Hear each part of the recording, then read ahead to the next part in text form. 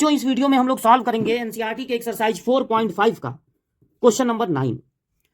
देखिए 7 से लगाए 14 तक सारे क्वेश्चनों में ये इंस्ट्रक्शन है कि हम लोगों को solve system of linear equation using matrix method. Matrix method से हम लोगों को ये इक्वेशन सॉल्व करना है। तो मैट्रिक्स मेथड से सॉल्व करते समय सबसे पहले एक मैट्रिक्स बनाएंगे एक्स और वाई के कोफिशिएंट को लेके। यहां पर एक्स का कोफिशिएंट है 4, यहां पर वाई का कोफिशिएंट है -3 एक्स वाई। यहां एक्स का कोफिशिएंट है 3 और वाई का कोफिशिएंट है -5। फिर एक मैट्रिक्स बनाएंगे वेरिएबल को लेके एक्स वाई को लेके, और लास्ट में एक मैट्रिक्स बनाएंगे इक्वल टू के बाद जो नंबर दिए गए हैं 3 और 7 से। अगर हमको एक्स वाई की वैल्यू फाइंड करनी है तो इसको इधर ट्रांसफर करना पड़ेगा। अब इसका इसमें मल्टीप्लाई हो रहा है, इधर ट्रांसफर करेंगे तो डिवाइड हो जाएगा। मैट्रिक्स को डिवाइड करना नहीं सिखाया जाता है, कोई नहीं सीखता है। मैट्रिक्स का डिवीजन नहीं पता हम लोगों को। तो इसको हम लोग ए से अगर रिप्रेजेंट करें तो इसको इससे डिवाइड करना पड़ेगा इसको, अगर इसको बी कहें, और इसको बोलते हैं एक्स। तो अब ये हटेगा नहीं तो एक्स वाई की वैल्यू नहीं मिलेगी। तो इसको हटाने का अब एक और तरीका है कि इसके इनवर्स से इसमें मल्टीप्लाई कर दिया जाए। किसी भी मैट्रिक्स में अगर उसके इनवर्स से मल्टीप्लाई कर देंगे तो आई आएगा, यानी कि आइडेंटिटी मैट्रिक्स। तो आई जब आ जाएगा तो इसमें मल्टीप्लाई होने पर यही मैट्रिक्स आएगा, मतलब ये पूरी तरह से गायब हो जाएगा। तो हमको ए के इनवर्स की जरूरत है। उसके लिए हम सबसे पहले निकालेंगे ए के डिटर्मिनेंट की वैल्यू। तो ये 4 है, -3 है, 3 है, -5। 2 × 2 डिटर्मिनेंट की वैल्यू निकलती है क्रॉस मल्टीप्लाई से। पहले इस प्रिंसिपल डायगोनल का मल्टीप्लाई होगा, मतलब कि -20, फिर अपने तरफ से माइनस लगा देंगे। अब इनका मल्टीप्लाई होगा -9, यहां लिखेंगे तो माइनस माइनस हो जाएगा प्लस, तो यह आएगा -11। ये कभी जीरो नहीं आएगा। जब आपसे कहा जाएगा कि दोनों इक्वेशन को सॉल्व करो तो ये कभी जीरो नहीं आएगा, क्योंकि अगर ये जीरो आ गया तो इसका इनवर्स नहीं निकल पाएगा, और जब इसका इनवर्स नहीं निकलेगा तो ये दोनों सॉल्व भी नहीं हो पाएंगे। इसलिए ये कंफर्म है कि जीरो नहीं आएगा, कोई और नंबर ही आएगा। इनवर्स के लिए डिटर्मिनेंट के अलावा एक और चीज चाहिए, वो है एडजॉइंट ए। और एडजॉइंट ए के लिए हमको सबसे पहले लिखना पड़ेगा कोफैक्टर्स। इसका कोफैक्टर A11, इसका A12। कोफैक्टर को कैपिटल ए से डिनोट करते हैं। इसका ये कौन सा पोजीशन है 21, और एक और है A22। कोफैक्टर के लिए पहले लगाना पड़ता है साइन। पहले रो की साइन शुरू होती है प्लस से, दूसरे रो की शुरू होती है माइनस से। अब इनका कॉलम और रो छोड़ के लिख देना है। तो इसका कॉलम और रो छोड़ेंगे बचेगा -5, इसका कॉलम रो छोड़ेंगे बचेगा 3, इसका छोड़ेंगे बचेगा -3, और इसका छोड़ेंगे तो बचेगा 4। अब एडजॉइंट ए होता है जो कोफैक्टर मिले हैं उनसे बना मैट्रिक्स, और उसको कर देते हैं ट्रांसपोज। कोफैक्टर मिले हैं -5, -3, +3 और 4। इसको ट्रांसपोज करना है। ट्रांसपोज का मतलब होता है पहले रो को पहला कॉलम, दूसरे रो को दूसरा कॉलम बना देना है।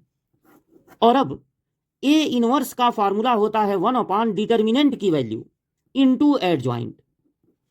तो डिटर्मिनेंट की वैल्यू मिली है -11 और एडजॉइंट मिला है ये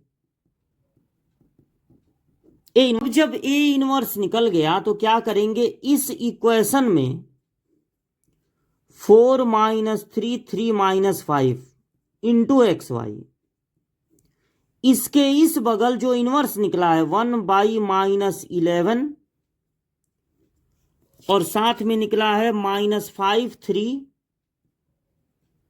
-3 4, उससे इसमें मल्टीप्लाई कर देंगे। तो इधर भी मल्टीप्लाई करना पड़ेगा। 1/-11 -5 3 -3 4 का इधर भी मल्टीप्लाई होगा। तो चूंकि ये इसका इनवर्स है, मल्टीप्लाई होने पर आइडेंटिटी मैट्रिक्स मिलेगा, और आइडेंटिटी मैट्रिक्स से किसी भी मैट्रिक्स में मल्टीप्लाई होगा तो उस पर कोई फर्क ही नहीं पड़ेगा, क्योंकि ये तो एक तरह से 1 है। 1 का मल्टीप्लाई करने पर वही आएगा। तो जिसको आप हटाना चाहते हैं वो हट जाएगा। एक बात और है कि आप जब इधर जब नोट करेंगे तो इसके लेफ्ट में नोट करेंगे, तो इधर भी लेफ्ट में ही नोट करना पड़ेगा, क्योंकि दोनों के बीच में तो इसको नोट कर नहीं सकते हैं। या तो इस किनारे करेंगे या तो इस किनारे करेंगे। तो अगर इस किनारे करेंगे तो बीच में ये रहेगा एक्स वाई, तो फिर दोनों का मल्टीप्लाई कैसे होगा, फिर दोनों हटेंगे कैसे। इसलिए आपको लेफ्ट साइड में भी इसको लेफ्ट में ही रखना है, और राइट साइड में भी लेफ्ट ही में तब रखना पड़ेगा। यानी आप ऐसा नहीं कर सकते हैं कि पहले 3 7 नोट कर लिए उसके बाद इसको नोट किया, ऐसा नहीं कर सकते हैं। तो 1/-11 और इनका मल्टीप्लाई करना है, तो 3 से पहले वाले में होगा -15 -12, फिर प्लस लग जाएगा, और 7 से दूसरे वाले में 7 3 जा 21, 7 4 जा 28, -15 और 21 मिलके हो जाएंगे 6, क्योंकि दोनों माइनस हो जाएंगे, और यहां पर आ जाएगा ये 3 3 जा 9 होगा, 3 4 जा 12 कर 3 का मल्टीप्लाई इन दोनों में होगा, यानी 3 3 जा 9। अब यहां पर आ जाएगा 19, इसको अंदर भेजेंगे तो इसका मल्टीप्लाई दोनों एलिमेंट में होगा, -11 से एक तरह से डिवाइड हो जाएगा। जब एक मैट्रिक्स दूसरे मैट्रिक्स के इक्वल हो तो पोजीशन वाइज एलिमेंट इक्वल होते हैं। एक्स की वैल्यू हो जाएगी -6/11 और वाई की वैल्यू हो जाएगी -19/11। -11 से डिवाइड है तो माइनस को नीचे लिखिए या ऊपर, एक ही बात है। तो इस तरह से ये दो आंसर आपको एक्स और वाई की वैल्यू मिल जाएगी। यानी सबसे पहले इससे मैट्रिक्स बनाना है 3, ए का डिटर्मिनेंट और ए का एडजॉइंट फाइंड करके ए इनवर्स निकालना है, और उसी ए इनवर्स से दोनों साइड में मल्टीप्लाई कर देना है, तो एक्स वाई की वैल्यू मिल जाएगी।